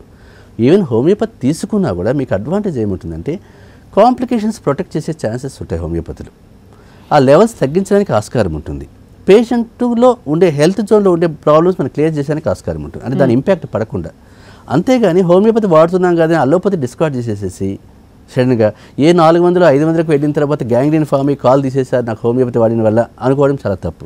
అది కొందరు పేషెంట్స్ ఏంటంటే బ్లైండ్గా హోమియోపతి పైన డిపెండ్ అవుతారు. నేను కూడా చూసాను చాలామంది. అంటే వాళ్ళు మాకు ఏమీ వద్దు సార్, మాకు హోమియోపతి ఇంక సర్వస్వం అనుకుంటారు. అక్కడ మానిటర్ చేసుకోవట్లేదు వాళ్ళు. గ్యాంగ్రీన్లోకి వెళ్ళిన తర్వాత గ్యాంగ్రీన్ ట్రీట్మెంట్ హోమియోపతిలో తీసుకోవచ్చు, ప్రాబ్లం లేదు. ఎందుకంటే మన గ్యాంగ్రీన్లో మన దగ్గరికి వస్తారు పేషెంట్స్. గ్యాంగ్రీన్ నుంచి యాంపుటేషన్ చేయకుండా చేసే పాసిబిలిటీ చాలా కేసులు చేసాం మన ప్రాక్టీస్లో. బట్ అలా అని చెప్పి నువ్వు హోమియోపతి పైన డిపెండ్ అయిపోయి ఇంకేమీ వద్దు అనుకుంటే ఆ గ్యాంగ్రీన్ ఎక్కువ అయిపోయి చనిపోయే ఛాన్సెస్ ఉంటాయి. అందువల్ల మీకు మానిటర్ చేసుకోవాలి, రీడింగ్స్ చూసుకోవాలి, కరెక్ట్గా కండిషన్ ఆర్డర్లో ఉందో లేదో చూసుకోవాలి. అప్పుడు మీకు డయాబెటీస్ పైన హోమియోపతి తీసుకున్నా కూడా పెద్ద ఇబ్బంది ఉండదు. ఇవాళ రోజుల్లో ఇప్పుడు బోధకాలు ఇలాంటి సమస్యలు చాలా తరచుగా మనం చూస్తున్నాం. వీటికి కూడా హోమియోపతిలో మనకి అంటే మీకు ఫైలియరియాసిస్ కిందకి వచ్చేటప్పుడు మీకు ఏమంటే అది చాలా కాంప్లికేటెడ్ డిజార్డర్. అది చాలామంది హోమియోపతికి ఫైలియరియాసిస్కి వచ్చే చాలా తక్కువ. ఇప్పుడు నేను ఇన్ని సంవత్సరాలు ప్రాక్టీస్ 4-5 కేసులు చూశాను అంతే. ఫైలియరియాసిస్ తక్కువే వస్తాయి, ఎందుకంటే ఆల్రెడీ వాళ్ళు దానికి అడాప్ట్ అయిపోతారు. ఏముంది ఇంకా దానితో పెద్ద ఇష్యూ ఏం లేదు కదా, కాలు ఒకటే కదా ఇబ్బంది అని చెప్పి. అంటే ఈ పేషెంట్స్లో కూడా మీకు ఏమైతే పెద్దగా సిమ్టమ్స్ ఏం కనిపించవు. ఓన్లీ స్వెల్లింగ్ ఉంటుంది, కాస్మెటిక్గా చూడడానికి ప్రాబ్లం ఉంటుంది తప్ప కాంప్లికేషన్స్ డెవలప్ అయ్యేది చాలా తక్కువగానే ఉంటాయి. అందువల్ల మీకు హోమియోపతిలో ఫైలియరిక్ ట్రీట్మెంట్ ఉందా అంటే మనము నెక్స్ట్ కాంప్లికేషన్ రాకుండా ప్రొటెక్ట్ చేయొచ్చు, కంప్లీట్గా ఎరాడికేట్ చేసే ఛాన్సెస్ తక్కువగానే ఉంటాయి. అది అన్ని కేసులు చేయలేకపోవచ్చు మనం, ఎందుకంటే ఓపెన్గా ప్రతి సిస్టానికి రెస్ట్రిక్షన్స్ ఉంటాయి. అంతేగాని హోమియోపతి అన్నంత మాత్రం ఇంకా అదేదో అద్భుతమైన ట్రీట్మెంట్ ఇదే ఉంది మనం అనుకోవడానికి లేదు అక్కడ. అంటే దాని రెస్ట్రిక్షన్స్ దానికి ఉంటాయి. మన సిస్టంలో మన లిమిటేషన్ మనం తెలుసుకోవాలి. సర్జికల్గా వెళ్ళాలి అనుకుంటే సర్జికల్గా వెళ్ళాల్సి వస్తుంది కొన్ని కేసులు. మెడికల్ మేనేజ్మెంట్ కాబట్టి మెడికల్ మేనేజ్మెంట్ కావాల్సి వస్తుంది, అంతేగాని హోమియోపతి సర్వస్వం అనుకోవడం తప్పది. సార్ హెచ్ఐవి లాంటి కాంప్లెక్స్ కండిషన్స్ని డీల్ చేస్తున్నప్పుడు మీరు లైఫ్ స్టైల్ చేంజెస్ కూడా చెప్తారా? ఎక్సర్సైజ్ చేయండి, ఇమ్యూనిటీ బిల్డింగ్కి ఇవి చేయండి, పళ్ళు తినండి, ఇలాంటివన్నీ చెప్తారా సార్? జనరల్గా ప్రతి పేషెంట్కి మనకు ఇమ్యూనిటీ బూస్టర్స్ ఇవ్వడంతో పాటు కూడా లైఫ్ స్టైల్ మార్చుకోమని చెప్తాం. ఎందుకంటే హెచ్ఐవి పేషెంట్ సరైన ఫుడ్ తీసుకోకపోతే, బ్యాలెన్స్డ్ ఫుడ్, ఆటోమేటిక్గా వెయిట్ లాస్ అయిపోతుంటాడు. సో వెయిట్ లాస్ అయిన తర్వాత మనం ఏం చేయడానికి ఛాన్స్ ఉండదు మళ్ళీ. అందువల్ల మీకు వాళ్ళకి సరైన ఫుడ్ తీసుకోమంటాం. మంచి ఫుడ్, అరటిపళ్ళు కానీ, మిల్క్ కానీ, నాన్ వెజ్లో ఫిష్ తీసుకోమని చెప్పడం, ఫ్రూట్స్ తినము, లీఫీ వెజిటబుల్స్ ఇవన్నీ తీసుకోమని చెప్తాం. ఇంకా అలా తీసుకొని వాడు అంటే మనం ఏం చేయలేము అక్కడ. అది అంటే డాక్టర్ మాట వినాలి, ట్రీట్మెంట్ తీసుకోవాలి. ఇంకా నా ఇష్టం నా లైఫ్ అంటే మనం ఏం చేయలేము అక్కడ. ఇంకా వాళ్ళు అది కర్మ అనుకోవాల్సింది అంతే. మామూలుగా అసలు జీవితం ఎంత తాత్కాలికమైందో కోవిడ్ టైంలో అందరికీ అర్థమైపోయింది సార్. అంటే వాళ్ళ కంట్రోల్లో లేకుండా చాలామంది అంటే మరణించడం అని చూసాం మనం. సో ఓవరాల్గా ఒక ఆరోగ్యకరమైన లైఫ్ స్టైల్కి before we talk about cancer and other diseases మీరు ఏం చెప్తారు సార్ మన సాక్షి ప్రేక్షకులకి? అసలు ఓవరాల్గా యాజ్ అ హోమియోపతి డాక్టర్ మీరు ఏం చెప్తారు? జనరల్గా ఎలాంటి ప్రాబ్లం వచ్చినా కూడా మనకి ఏంటంటే లైఫ్ స్టైల్ చాలా ఇంపార్టెంట్. లైఫ్ స్టైల్లో వేరియేషన్స్ ఉన్నప్పుడు తప్పనిసరిగా అటాక్ అవుతాయి ఏదో ఒకటి. అలా అని నేను చాలా స్ట్రాంగ్, నేను ఏం చేసినా చెల్లదు. చాలామంది కొందరు ఏమంటారు, నేను 60 years నుంచి ఆల్కహాల్ తీసుకుంటూనే ఉన్నాను, నాన్ వెజ్ తింటూనే ఉన్నాను, నాకేం కాలేదు కదా, మరి మీరు చెప్పేది ఏముంది అని అడిగేవాళ్ళు కూడా ఉంటారు. అతను ఇమ్యూనిటీ లెవెల్స్ అలా ఉన్నాయి. ఇప్పుడు మా ఫాదర్ 92 years బతికాడు ఎలాంటి కంప్లైంట్ లేకుండా. మరి అంటే అతని ఇమ్యూనిటీ అలా ఉంది. అది మన ఏజ్ గ్రూప్కి వచ్చినప్పుడు మనకు అటాక్ అయిపోతుంది ఆటోమేటిక్గా. కూడా తన లెవెల్ ఆఫ్ ఇమ్యూనిటీ వేరు కాబట్టి. బట్ ఇక్కడ ఏంటి, ప్రతి పేషెంట్ కూడా ఒక రకంగా ఒక మంచి హెల్తీ లైఫ్ స్టైల్ అడాప్ట్ చేసుకోవాలి. అంటే వాకింగ్ లాంటివి కావచ్చు, ఫుడ్లో స్పైసీ ఫుడ్ తగ్గించుకోవడం కావచ్చు, వాటర్ బాగా తాగాలి, లీఫీ వెజిటబుల్స్ తీసుకోవాలి. మరీ ఇష్టం వచ్చినట్టుగా అంటే ర్యాండమ్గా వెళ్ళిపోయి లైఫ్ ఎంజాయ్ చేయాలనుకుంటే మాత్రం ఎప్పుడోకప్పుడు ఇబ్బంది పడతారు పేషెంట్ కంపల్సరీ. ఎందుకంటే ఇప్పుడు మనం చూస్తున్నాం 30 years వాళ్ళకే కార్డియాక్ అరెస్ట్ అయిపోతుంది. ఎవరో 50s వచ్చే కార్డియాక్ ప్రాబ్లమ్స్ 30s 20s కనిపిస్తుంది. అంటే దీని because of life style variations. ఈ టైప్ ఆఫ్ లైఫ్ స్టైల్ ఉండడం వల్ల ఇవన్నీ జరుగుతున్నాయి. అందువల్ల మనకు సరైన ఫుడ్, మంచి మనసు, మంచి ఆహారం, మంచి డాక్టర్, ఈ ముగ్గురు దొరికితే ఆటోమేటిక్గా ఎలాంటి ఇబ్బంది లేకుండా బతకచ్చు. జీవితం చాలా చాలా చాలా హ్యాపీగా ఉంటుంది, ఆనందంగా ఆరోగ్యంగా గడుస్తుంది. ఆరోగ్యంగా ఉంటుంది. రైట్. సో హోమియోపతి అసలు క్యాన్సర్ని ఎలా డీల్ చేస్తుంది? జనరల్గా మనకు క్యాన్సర్స్ ఇష్యూస్ అనేసరికి పేషెంట్కు ఒక రకంగా ప్యానిక్ అయిపోతారు. అంటే ఆ ఇష్యూ తెలుస్తూనే భయపడిపోతారు ఎవరైనా కూడా, అని ఇంక ట్రీట్మెంట్ పార్ట్ లేదు కదా అని. బట్ ఇక్కడ మనకు అడ్వాన్స్మెంట్ ట్రీట్మెంట్ పెరిగింది కానీ క్యాన్సర్ ఇష్యూస్లో still it is a challenging problem to medical professions. అవును, ఇప్పటికీ అలానే జరుగుతూ ఉంది. ఇది one of the second largest cause for deaths cancer, WHO issue ప్రకారం చూసుకుంటే కూడా మనకు. బట్ క్యాన్సర్ ఇష్యూ ఉన్నంత మాత్రం చాలామంది హోమియోపతికి వచ్చేవాళ్ళు. నేను చూసిన కేసులో చెప్పాలంటే 4th stage ఆఫ్ క్యాన్సర్స్ నేను హ్యాండిల్ చేశారా సార్? అన్నీ నేను చాలా రెగ్యులర్గా చాలా కేసులు చేశాను. సో ఈ 4th stage ఆఫ్ క్యాన్సర్స్లో మనకేంటి, పేషెంట్కు లైఫ్ స్పాన్ తెలిసిపోతుంది. అంటే ఆల్రెడీ డిక్లేర్ అయిపోయింటారు, ఓ 3 months బతుకుతాడా, 6 months బతుకుతాడా అని చెప్తారు. కానీ ఇలాంటి కేసులు మన పేషెంట్ మన దగ్గరికి ఆ టైంలోనే వస్తాడు. This is nothing but palliative management. Palliative management అనేది it plays very crucial role in homeopathy. And మీకు అక్కడ మీకు ఆ డాక్టర్ ఎంఫసైజ్ చేసేది కూడా అక్కడే ఉంటుంది. అంటే మన దగ్గరికి వచ్చినప్పుడు ఈ 4th stage వచ్చినప్పుడు మన రోల్ కూడా చాలా యాక్టివ్గా ఉండాలి. ఎందుకంటే పేషెంట్ ఆల్రెడీ తెలిసిపోయింది లైఫ్ ఏంటి అనేది, ఎన్ని సంవత్సరాలు బతుకుతాడు, ఎన్ని నెలలు బతుకుతాడో తెలుసు మీకు. బట్ నేను చూసిన కేసులో ఈ 4th stage ఆఫ్ క్యాన్సర్స్లో పేషెంట్ లైఫ్ స్టైలే కాదు, పేషెంట్ లైఫ్ స్పాన్ మనం పెంచవచ్చు, ఎక్స్టెన్షన్ చేసుకోవచ్చు, క్వాలిటీ ఆఫ్ లైఫ్ ఇంప్రూవ్ చేయొచ్చు. ఫస్ట్ మన పేషెంట్కి కావాల్సింది క్వాలిటీ ఆఫ్ లైఫ్ ఇంప్రూవ్ చేయాలి. ఎలాంటి పెయిన్ రాకుండా చూసుకోవాలి, ఎలాంటి వామిటింగ్స్ లేకుండా చూసుకోవాలి, పెయిన్ మేనేజ్మెంట్ చేయాల్సి వస్తుంది. మనము పెయిన్ మేనేజ్మెంట్ హోమియోపతిలో చాలా పర్ఫెక్ట్ రోల్ ప్లే చేస్తుంది. నిజంగా అయితే నేను చూసిన కేసుల్లో ఈవెన్ మన రూమ్లో మన చాంబార్లో కూర్చున్నప్పుడు వాళ్ళు బయట నుంచి అడుగుతారు, సార్ మేము వెయిట్ చేయలేము, మాకు నొప్పి ఎక్కువగా ఉంది, ఏదో ఒక మెడిసిన్ ఇవ్వండి అని. నోట్లో ఆ మెడిసిన్ వేసినప్పుడు ఆ పేషెంట్ ఇమీడియట్గా రిలాక్స్ అయిపోతారు. అంత స్పాంటేనియస్ రిలీఫ్ వచ్చిన పేషెంట్స్ కూడా చూశాను నేను. అంటే మీకు పెయిన్ మేనేజ్మెంట్ కానీ మనం చేసామనుకోండి, పేషెంట్ ఇంకేం అడగడం మనం నేను బతుకుతానా అనేది అది సెకండరీకి వచ్చింది. ఎందుకంటే నేను 3 months బతుకుతాను అనుకున్న వాడు మనం 3 to 4 years ఎక్స్టెండ్ చేయగలుగుతున్నాం హోమియోపతి. ఓహో, 3 months నుంచి 3 to 4 years వరకు ఎక్స్టెండ్. అంటే నా పేషెంట్స్ చాలామంది కూడా 3 to 4 years బతికారు. అలాంటి వాళ్ళు సార్ లాస్ట్ స్టేజెస్లో ఎలా ఉంటారు వాళ్ళు? అంటే వాళ్ళు ఒకవేళ మరణించే సమయం దగ్గర పడ్డా కూడా ఈవెన్ నాకు తెలిసి నేను చూసిన కేసులో మరణించే వరకు కూడా వాళ్ళు పెద్దగా సఫర్ కాలేదు. సఫర్ కావట్లేదు, అది మోర్ ఇంపార్టెంట్. మీకు ఫ్యామిలీలో వాళ్ళు అదే చెప్తారు, సరే మా నాన్న చనిపోయాడు కానీ మీ ట్రీట్మెంట్లో హ్యాపీగా ఉన్నాడు, ఉన్నంతకాలం ప్రశాంతంగా ఉన్నాడు అని చెప్పేవాళ్ళు ఎక్కువ మంది ఉంటారు. అంటే మీకు ఇక్కడ ఏంటంటే మన పెయిన్ మేనేజ్మెంట్ కానీ ప్లాన్ ఆఫ్ ట్రీట్మెంట్ కరెక్ట్గా ఉందనుకోండి, పేషెంట్కి ఎలాంటి ఇబ్బంది లేదు. ఆకలి చాలా తక్కువగా ఉంటుంది, ఎనరాక్సియా ఎక్కువ ఉంటుంది, ఎస్థీనియా వీక్నెస్ ఉంటుంది, ఫెటిగ్ ఉంటుంది, పెయిన్ ఉంటుంది, కొంచెం కన్ఫ్యూజన్ ఉంటుంది. ఈ కంప్లైంట్స్ పైన మనం బేస్ చేసి హోమియోపతిలో ట్రీట్మెంట్ ఇచ్చామనుకోండి, పేషెంట్కి ఈ 5 కంప్లైంట్స్ తగ్గితే ఇంకా కంఫర్టబుల్గానే ఉంటాడు, పెద్ద ఇష్యూ ఉండదు. ఈ 3 months లైఫ్ మనం ఎక్స్టెన్షన్ చేసుకోగలిగితే, మల్టిప్లికేషన్ కాకుండా సెల్స్ అటు స్టేటస్ కూడా మనం మెయింటైన్ చేయగలిగితే కన్నా అది 3 years కావచ్చు, 4 years కావచ్చు. వాళ్ళు అల్టిమేట్గా ఫైనల్గా కొలాప్స్ అవుతారు. బట్ ఎక్స్టెన్షన్ ఆఫ్ లైఫ్ బాగుంది, ప్రశాంతంగా ఉన్నాడు. ఇది నేను చూసిన కేసులు ఇవి. కాబట్టి నేను కూడా పేషెంట్స్కి ఏం చెప్తానంటే, ప్యారలల్గా అలోపతితో పాటు హోమియోపతి వాడమని చెప్తాను. ఎందుకంటే మీకు మనం బ్రతకాలి, అల్టిమేట్గా అది ఏ సిస్టమ్ అనేది సంబంధం లేదు. అది హోమియోపతి, ఆయుర్వేద, అలోపతి సంబంధం లేదు. ప్రైమరీ మన రోల్ ఏంటి, పేషెంట్ కంఫర్టబుల్గా ఉండాలి, పేషెంట్ ప్రశాంతంగా చనిపోవాలి. అంతేగాని ఇక్కడ తీసుకున్నాను 3 నెలలు నేను చనిపోతానని ఇష్యూ మనం రానివ్వకూడదు. అందువల్ల మీకు 4th స్టేజ్లో నేను హ్యాండిల్ చేసిన కేసుల్లో patient quality of life improve అవుతుంది, ఎక్స్టెన్షన్ అవుతుంది, పేషెంట్ హ్యాపీగా ఉంటాడు. అవును. సో అయితే మరి అన్ని రకాల క్యాన్సర్స్కి పరిష్కారాలు ఉంటాయి సార్? అన్నీ ఉంటాయి. అంటే క్యాన్సర్స్ ఇష్యూస్లో హోమియోపతి అన్ని రకాల క్యాన్సర్స్కి పనిచేస్తుంది. ఎక్కువగా మనం చూసే కేసుల్లో throat cancers, stomach cancers, tongue cancers నేను చూసినవి, లుకేమియా క్యాన్సర్స్, ఇవన్నీ నేను చూసిన కేసులు ఎక్కువగా. సో వీటిలో అన్నింటిలో కూడా పేషెంట్ కంఫర్టబుల్గానే ఉన్నాడు, ఇబ్బంది ఏం పడలేదు. సార్ మరొక చాలా కీలకమైన వ్యాధి ఈ మధ్య కాలంలో మనం వ్యాధి అని అనలేము, ఒక కండిషన్ సార్, అది ఆటిజం. ఆ కండిషన్ విపరీతంగా మనం జనంలో చూస్తున్నాం కాబట్టి దానికి పరిష్కారం హోమియోపతిలోనే ఉందని చెప్తున్నారు. అలోపతిలో పెద్దగా మనకి వినికిడిగా ఏమీ లేవు. ఆటిజం కావచ్చు, ADHD కావచ్చు, ఈ మధ్య మనకి రెగ్యులర్ కేసెస్ అయిపోయాయి. ఎందుకంటే ఈ 5-6 yearsలో చాలామంది పిల్లలు ఆటిజం ఎఫెక్ట్ అవుతున్నారు, ADHD కూడా.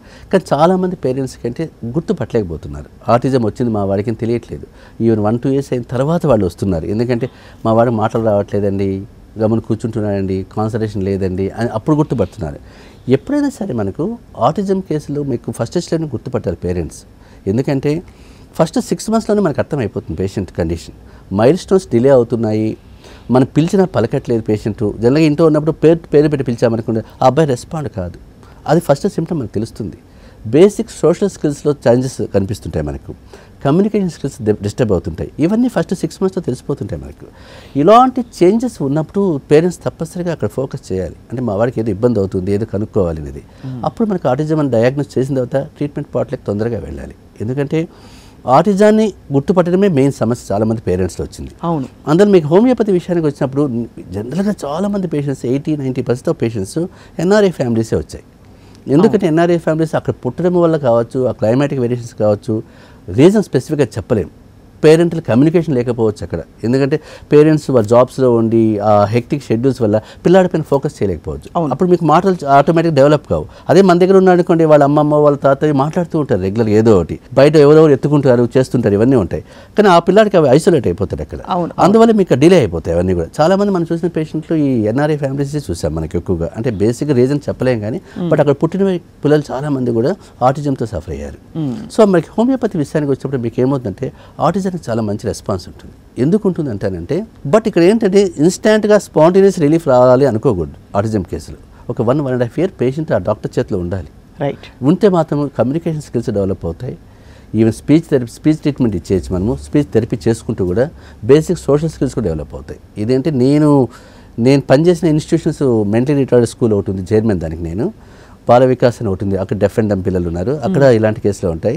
ఈవెన్ ESIలో ఉండే ఏజీకాలో ఒక మెంటలీ MR స్కూల్ ఒకటి ఉంది, దానికి కూడా నేను చీఫ్ ప్యాటర్న్గా ఉన్నాను, అంటే మెయిన్ కాంట్రాక్ట్. ఈ 3 స్కూల్స్ నేను 10 years నుంచి చూస్తాను. 10 to 15 years అయిపోయింది నేను వాటి 3కి ఇప్పటికీ చీఫ్ ప్యాటర్న్ చైర్మన్గానే ఉన్నాను. ఇక్కడ పిల్లలంతా ఇలాంటి వాళ్ళే, ఆటిజం వాళ్ళు, MR పిల్లలు, ADHD వాళ్ళు, ఈ ముగ్గురే ఉంటారు. వీళ్ళు ముగ్గురికి మీకు 1-2-3 years నేను ట్రీట్మెంట్ ఇచ్చిన తర్వాత చాలామంది చాలా డెవలప్ అయ్యారు. ఎలా, how does it work sir? అంటే ఇప్పుడు ఫర్ ఎగ్జాంపుల్ వాళ్ళకి అది న్యూరల్ పాత్వేస్లో ఉండే సమస్య అంటారా, లేక ఇజ్ ఇట్ అంటే సైకలాజికలా, ఎలా అర్థం చేసుకోవాలి? మనకు ఆటిజానికి there is no specific reason, స్పెసిఫిక్గా రీజన్ చెప్పలేం. అది ఎన్విరాన్మెంటల్ కావచ్చు, హెరిడిటరీ కావచ్చు, న్యూరోజెనిక్ కావచ్చు, ప్రెగ్నెన్సీలో ఏమైనా వచ్చిన ఇన్ఫెక్షన్స్ ఏమైనా కావచ్చు. ఈ బేసిక్ ఇది కాజ్ అని చెప్పడానికి మనకు ఛాన్స్ లేదు. సో మీరు అనేది మీరు మరి ట్రీట్మెంట్ ఇచ్చినప్పుడు లక్షణాలు బట్టి ఇస్తారా sir? So on the base of symptoms చూస్తున్నాం. సో ఈ స్కిల్స్ డెవలప్మెంట్లో ప్రాబ్లం వస్తుంది. మీకు హోమియోపతి డ్రగ్స్ ఎప్పుడు కూడా న్యూరలాజికల్గా చాలా యాక్టివ్గా ఉంటాయి, మీకు మైండ్ పైన బాగా పనిచేస్తాయి. సో పెథలాజికల్గా మనం చూసినా దాని యాక్షన్ కనిపిస్తుంది. ఈయన కన్జర్వేటివ్గా మన ట్రీట్మెంట్లోకి వెళ్ళినా కూడా అదే కనిపిస్తుంది. కాబట్టి సో వీళ్ళలో మనం న్యూరలాజికల్గా చూశాను, మైండ్ సిమ్టమ్స్ పైన చూశాను, ఫిజికల్ సిమ్టమ్స్ పైన చూసాం. కానీ వీళ్ళందరికీ కూడా 1-2 years వాడిన తర్వాత వాళ్ళు ఆల్మోస్ట్ నార్మల్ లైఫ్కి వచ్చారు. ఇప్పుడు వాళ్ళ పిల్లలు కూడా నా దగ్గరికి వస్తుంటారు కదా, మా వాడు పెద్దవాడు పెళ్లి చేసుకోవాలనుకుంటున్నాడు అని. అంటే ఆ స్టేజ్కి వచ్చారు పిల్లలు. ఈ రోజు కూడా ఆ పేషెంట్ వచ్చి నాకు అడుగుతున్నారు, ఒక అమ్మాయిని చూడండి సార్ మా అబ్బాయి పెళ్లి చేసుకుంటాడట అని. ఆటిజం పేషెంట్ ఆ పేషెంట్. అంటే పెళ్లి చేసుకుంటాననే స్టేజ్కి వచ్చాడు ఆ పిల్లాడు అంటే, అడుగుతున్నాడంటే చూడండి ఎంత మెంటల్ మెచ్యూరిటీ రావాలి. ఏ ఏజ్లో వచ్చాడు సార్ మీ దగ్గర? వాడి దగ్గరికి వచ్చినప్పుడు 10 years అట్లుంటాయి. 10 years నుంచి అంటే దాదాపు 25 years. ఇప్పుడు 23, 22 ఉంటుంది. అదే 23, 22 అంటే 12, 13 ఏళ్ళ నుంచి మీ దగ్గర ట్రీట్మెంట్లో ఉంది. అప్పటికి ఇప్పటికి ఏం మార్పులు చూసారు అతను? జనరల్గా మీకు నేను ఎంటర్ అయినప్పుడు ఆ స్కూల్లో ఉన్నప్పుడు అతను మనం గుర్తుపట్టేవాడు కాదు. డాక్టర్ అంటే కూడా నవ్వుతూ చూసేవాడు తప్ప అసలు ఎవరు డాక్టర్ కూడా తెలియదు. రెస్ట్లెస్నెస్ ఎక్కువగా ఉండేది, మూమెంట్ రెస్ట్రిక్షన్స్ ఉండేటివి, మెమరీ అసలు జీరో ఉండేది, స్పీచ్ కూడా మాట్లాడేవాడు కాదు, మాటలు కూడా వచ్చేటివి కాదు అతనికి. ఏం మాటలు అమ్మ నాన్న అంతే ఆగిపోయేవాడు అక్కడికి. సో అలాంటి స్టేజ్లో అబ్బాయి ఉన్నాడు. అలాంటి అబ్బాయిని ఇప్పుడు ఈ రోజు మన దగ్గర కూర్చొని పెట్టి యూట్యూబ్లో కూడా అతని వీడియో ఉంది, నేను పెట్టాను. ఎంత మాట్లాడతాడంటే మీకు నాన్ స్టాప్గా 25-30 minutes మాట్లాడతాడు. మాట్లాడి అన్నీ చెప్తాడు. నాకు పెళ్లి కావాలంటాడు, అమ్మాయి ఇలా ఉండాలని చెప్తాడు, నాకు ఆకలి ఎక్కువగా ఉంటుంది, మా అమ్మ పెళ్లి చేయట్లేదు అంటాడు, మంచి అమ్మాయిని చూడండి అంటే. అంటే ఆ బేసిక్ డిజైర్స్ డెవలప్ అయ్యాయి చూడండి అక్కడ. సెక్సువల్ డిజైర్స్ కూడా అబ్బాయిలో డెవలప్ అయిపోయాయి. పెళ్లి చేసుకోవాలని ఫీలింగ్ వస్తుంది అబ్బాయికి. అంటే ఇలాంటి స్టేజ్కి మనం తీసుకొచ్చాము ఆటిజం పేషెంట్ అంటే. అలాంటి పేషెంట్స్ చాలామంది ఉన్నారు. రైట్. ఈ స్కూల్లో ఉన్న పిల్లలంతా కూడా ఆల్మోస్ట్ వాళ్ళు ఇప్పుడు 20-25 years పిల్లలు అయిపోయినారు. అంటే 10 years బ్యాక్తో కంపేర్ చేసుకుంటే వీళ్ళందరిలో కూడా మీకు కమ్యూనికేషన్ స్కిల్స్ కావచ్చు, ఫ్యామిలీ బేసిక్ స్కిల్స్ కావచ్చు, బాగా డెవలప్ అయ్యాయి. ఇప్పుడు మనకి క్యాన్సర్, హెచ్ఐవి అంటే ఒక డెఫినెట్ కన్క్లూజనో కంటిన్యూషన్ ఏదో ఉంటుంది. బట్ ఆటిజం లాంటి కండిషన్స్కి అంటే which is not a disease, దానికి మీరు లైఫ్ లాంగ్ వాళ్ళు మెడిసిన్స్ మారుస్తూ వేసుకుంటూ ఉంటారా సార్? ఎలా సార్? లైఫ్ లాంగ్ అవసరం రాదు, జనరల్గా ఒక 2 years పాటున వాడాలి. ఎందుకంటే ఈ ఆటిజంలో కావచ్చు ఇలాంటి కేసులు మనము మానిటరింగ్ చాలా చేయాల్సి వస్తుంది. అంటే పేషెంట్ చాలా స్లోగా రెస్పాండ్ అవుతాడు. అంటే మన పేషెంట్స్ ఎలా ఉంటారంటే మన క్లినిక్కి ఎంటర్ అయినా కూడా ఆ పిల్లాడు కూర్చోడు మన దగ్గర, వాడు తిరుగుతూనే ఉంటాడు అంతే. చాంప దిగడము, మెట్లు ఎక్కడం, కింద దిగడం, మన రూమ్లోకి వచ్చి పడేయడం అన్నీ చేస్తూ ఉంటాడు. సో ఇలాంటి సిమ్టమ్స్ అన్నీ కూడా మనం మానిటర్ చేసుకుంటూ ఉంటాం కాబట్టి గ్రాడ్యువల్గా అవి డౌన్ అవుతూ వస్తాయి. మెంటల్ కామ్ అవుతుంది, రెస్ట్లెస్నెస్ తగ్గుతుంది, ఫిజికల్ రెస్ట్లెస్నెస్ తగ్గిపోతుంది. ఇవి స్లోగా డౌన్ అవుతూ ఉంటాయి. అయినప్పుడు పేషెంట్లో వచ్చే ఇంప్రూవ్మెంట్ బట్టి మనము ట్రీట్మెంట్ ఎన్ని సంవత్సరాలు వాడాలి చెప్పగలుగుతాం. ఒక స్టేజ్కి వచ్చి స్కూల్లో వేసేసాము, మాకు ఇప్పుడు బాగుంది డాక్టర్ గారు అంటే ఇంకా స్టాప్ చేసేయచ్చు. కానీ మన పేషెంట్స్ ఏమవుతుందంటే ఒకసారి మన దగ్గరికి వచ్చిన తర్వాత ఇంకా కంటిన్యూ అయిపోతుంటారు అంతే. వాళ్ళు అది 10 years అయినా 20 years అయినా అలానే వెళ్ళిపోతుంది అంతే వాళ్ళకి. చాలా ప్రామిసింగ్ విషయాలు చెప్తున్నారు సార్ హోమియోపతి వైద్య విధానం. ఈ మధ్య పెట్స్కి అలాగే మొక్కలకి కూడా హోమియోపతి వాడుతున్నారని వినికిడి సార్, నిజమా? నిజమండి. ఈ మధ్య అది చాలా డెవలప్ అయింది. దాన్ని R&D అంటారు, మీరు అన్నారు R&D వీటిపైన ఎక్కువ అయింది బాగా నిజం చెప్పాలంటే. సో చాలామంది డాక్టర్స్, ఈవెన్ నార్త్ సైడ్ వాళ్ళ డాక్టర్స్ చాలామంది మీకు అగ్రి మెడిసిన్స్ అన్ని చాలామంది వాడుతున్నారు. ఈవెన్ మన స్టేట్లో కూడా చాలామంది వాడుతున్నారు. ఈవెన్ పేపర్స్లో కూడా మనకు చాలామంది రాశారు కూడా, అగ్రికల్చర్స్లో ఈ మందులు వాడితే మాకు పెస్టిసైడ్స్ లేకుండా పనిచేస్తాయి అని. సో హోమియోపతిలో మీకు పెస్టిసైడ్స్కు వాడకుండానే మన హోమియో డ్రగ్స్ చాలా ఉన్నాయి, చాలా మంచి డ్రగ్స్ కూడా ఉన్నాయి. అది ఒక మంచి హోమియో డాక్టర్ కన్నా కన్సల్ట్ అయితే కన్నా ఏ స్టేజ్లో ఏది వాడాలో మీకు చెప్పగలుగుతారు. అంటే మీరు మనుషులకే కాదు మొక్కకి కుక్కకి కూడా మందు వేస్తారు అయితే? అంటే మొక్కకి కుక్కకు అది హ్యానిమనే కనిపెట్టాడు అంతే. ఈయన మీకు సిమ్టమాటిక్గా వెళ్ళాం కాబట్టి మనం కనిపెట్టకపోయినా ఆ డ్రగ్స్ దానిపైన ఎఫెక్ట్ చూపిస్తున్నాయి. నుంచి వెటనరీ సైన్స్ కూడా మీకు హోమియోపతి చాలా వెటనరీ డ్రగ్స్ చాలా ఉన్నాయి. పెట్స్కి గన ఈవెన్ నేను కూడా మా కమ్యూనిటీలో చాలామందికి ఇచ్చి చూశాను. అవి దెబ్బ తగిలితే ఫ్రాక్చర్ అయినప్పుడు కానీ, పెయిన్ కానీ, ఇవి వూజింగ్ లాగా ఉండడం కానీ, ఫంగల్ ఇన్ఫెక్షన్స్ వచ్చినప్పుడు నోటిపైన మౌత్ అల్సర్స్ కానీ చాలా బాగా పనిచేస్తాయి. అంటే సరిగ్గా మనం నిజం చెప్పాలంటే ఆ జోన్లో మనం ఇంకొంచెం ఫోకస్ కన్నా చేస్తే కదా వెటనరీకి అగ్రికి హోమియోపతి చాలా బ్రహ్మాండంగా పనిచేస్తుంది. ఎలాంటి కండిషన్స్ తీసుకొస్తారు సార్ మామూలుగా ఈ కుక్కలకి లేకపోతే పిల్లులకి, పెట్స్కి? పిల్లుల కంటే కూడా ఎక్కువ కుక్కల పైన చూస్తాం మనము. సో కుక్కలకి చెప్పాను కదా మీకు, కుక్కలు చాలామంది మనకు కనిపించిన స్కిన్ ఇన్ఫెక్షన్స్ కావచ్చు, అవి కనిపిస్తాయి బాగా. మౌత్ అల్సర్స్, వామిటింగ్స్ కావడము, స్మెల్ రావడం, ఇవన్నీ. క్యాన్సర్ చాలా కామన్ కదా సార్ కుక్కల్లో? కుక్కలో క్యాన్సర్ ఇష్యూస్ కూడా ఉంటాయి. ఆ స్టేజ్కి వచ్చి కుక్కలు మనకు ఇంకా వెటనరీ అది చూసిన తర్వాత లాస్ట్లో వస్తారు కాబట్టి. బట్ ఇవన్నీ కామన్ సిమ్టమ్స్, కామన్ ప్రాబ్లమ్స్ కాబట్టి ఈ స్టేజ్లో మీరు హోమియో డ్రగ్స్ చాలా ఎఫెక్టివ్గా ఉంటాయి. వెంటనే వస్తారా? తగ్గిపోతుంది, చాలా ఈజీగా తగ్గిపోతుంది. అది ఏం లేదు. చాలా గొప్ప విషయం సార్. సార్ ఓవరాల్గా అసలు హోమియోపతి వైద్య విధానం ఎవరైనా మొదలు పెట్టాలనుకుంటే వాళ్ళకి ఏం సూచనలు చేస్తారు sir? How to find the right doctor అనేది చాలా పెద్ద సమస్య. జనరల్గా హోమియోపతి సెలెక్ట్ చేసుకోవాలని ప్రతి పేషెంట్కి ఉంటుంది. కానీ నేను చెప్పేది ఇప్పుడు కూడా నేను చాలాసార్లు చెప్పడం ఒకటే చెప్తాను, సెలెక్షన్ ఆఫ్ డాక్టర్ ఇంపార్టెంట్ అని. అవును, సరైన డాక్టర్ని మీరు ఎంచుకోకపోతే హోమియోపతి ఫెయిల్ అయిపోతుంది. కానీ అక్కడైనా మీరు హోమియోపతిని బ్లేమ్ చేయకూడదు. అంటే హోమియోపతి డాక్టర్ ఫెయిల్యూర్ కానీ హోమియోపతి సిస్టాన్ని కాదు. నేను చేసిన ఫెయిల్యూర్ నా ప్రాబ్లం అది, అంతేకాని హోమియోపతి సిస్టాన్ని బ్లేమ్ చేసే ఛాన్స్ లేదు అక్కడ. కాబట్టి మీరు ఏంటంటే ఏ డాక్టర్ దగ్గరికి వెళ్ళినప్పుడు ఒక క్వాలిఫైడ్ డాక్టర్ దగ్గరికి వెళ్ళాలి. అంటే ఇంతకు ముందులాగా మనకు క్వాలిఫైడ్స్ అంతా ఉన్నారు ఇక్కడ, డిగ్రీ వాళ్ళు ఉన్నారు, MD ఉన్నారు, ఈవెన్ PhD వాళ్ళు కూడా ఉన్నారు. సో హోమియోపతి పిహెచ్డి కూడా పెట్టేశారు, ఎండీలో 5 బ్రాంచెస్ కూడా పెట్టేశారు, మెడిసిన్, సైకియాట్రీ అన్నీ ఉన్నాయి. So qualified doctor, clinical exposure ఉన్న డాక్టరు, ఒక రిప్యుటేషన్ ఉన్న డాక్టర్ కన్నా కన్సల్ట్ అయితే కన్నా తప్పనిసరిగా ప్రాబ్లం సాల్వ్ అయిపోతుంది. అలా కాకుండా ఎక్కడో టెంపుల్లో తీసుకున్నాము, పక్కన ఎవరో చెప్తే బుక్లో చదివితే ఇచ్చేసాం, మేము ఫస్ట్ ఎయిడ్ బాక్స్ వేసుకున్నాము, హోమియోపతి తగ్గలేదు సార్, ఇంకేం తగ్గుతుంది అనే వాళ్ళని చాలామంది చూసాం మనం.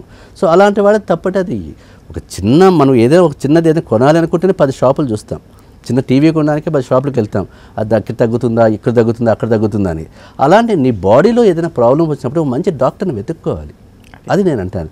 Selection of doctor, selection of medicine, ఈ 2 కరెక్ట్గా ఉంటే కదా హోమియోపతి నిజంగా మెడిసిన్స్ రాంబాణంలాగానే పనిచేస్తాయి.